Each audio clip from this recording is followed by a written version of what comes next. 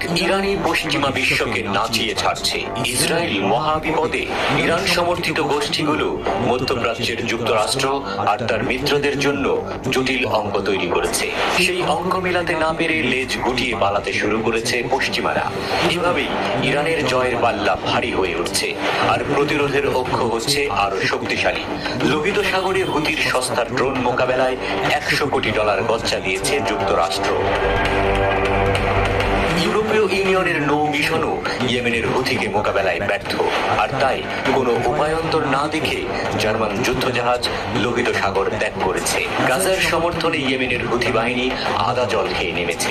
হুথির সামুদ্রিক অভিযানের মোকাবেলায় জোটের ব্যর্থতার মধ্যে ইইউ এর সামরিক মিশনের অংশ হিসেবে লোহিত সাগরে মোতায়েন করা একটি যুদ্ধজাহাজ প্রত্যাহার করেছে জার্মানি। জার্মান সামরিক বাহিনী জানিয়েছে যে হোসেন ব্রিগেড 200